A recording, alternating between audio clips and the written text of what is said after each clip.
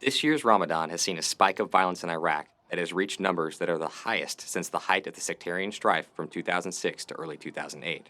These attacks and their subsequent mass casualties bolster the image and perceived operational capabilities of Al Qaeda in Iraq, who often execute, or at least claim, some of the most spectacular attacks within the country.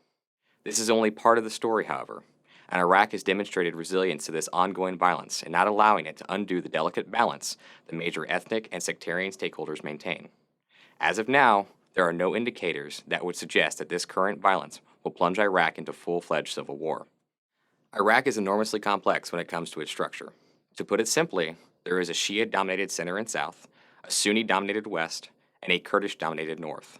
A majority of the violence occurring happens along the fault lines where these territories abut one another, such as Baghdad, Tikrit, and Mosul. It is in these seams that Al Qaeda in Iraq has been able to hide, plan, and execute its regular waves of coordinated insurgent-style attacks. Their competency was most recently demonstrated on July 21st, where a complex attack was able to free several hundred prisoners from Abu Ghraib prison. It would be a mistake, however, to think that Al Qaeda in Iraq is the dominant actor. There are a relatively small insurgent group who are excellent at grabbing headlines and have tactical competency, but are just one group among many. One of their main strategic goals is trying to reignite the sectarian strife within Iraq on the level of the Syrian conflict raging next door. While Iraq on its surface looks ripe for this type of rending, it actually has several arresters keeping it together. First, Iraq has had lots of violence consistently ever since the 2011 U.S. pullout, and it is not exclusive to Al Qaeda and its spectacular attacks. There is an entire spectrum of militants, militias, and organized crime groups working for a whole host of interests that have kept monthly casualties in the hundreds for the last year and a half. Despite this, Iraq has shown a remarkable capacity to continue to function. Second, these attacks have been successfully creating horrific civilian casualties, thus grabbing media attention and bringing into question the security forces' effectiveness.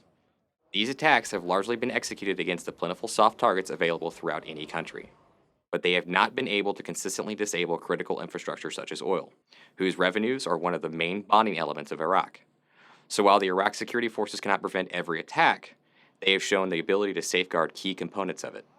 Lastly, Iraq's major sectarian and ethnic groups have been able to maintain enough cohesiveness and control of their various security, militant, militia, and tribal forces in order to maintain the overall security balance. For example, the much derided Iraqi army has shown no signs of fracturing or suffering desertions despite the constant absorption of casualties. Additionally, the Shia militias have avoided full-scale retaliation on Sunni targets that could drag the entirety of the Sunni tribal system into all-out conflict. Iraq is in the grip of its worst violence in years, but is unlikely to go the way of Syria in the near term. In some ways, it is the ongoing, resource-consuming fight in Syria that is also constraining violence in Iraq, as a majority of all available logistics and attention within the region are flowing next door. This violence is straining Iraq, but it does not appear to be breaking the balance between the major groups. So for the immediate future, we are likely to see more of the same low to mid-grade insurgent attacks, while the balance of sectarian and ethnic power will remain.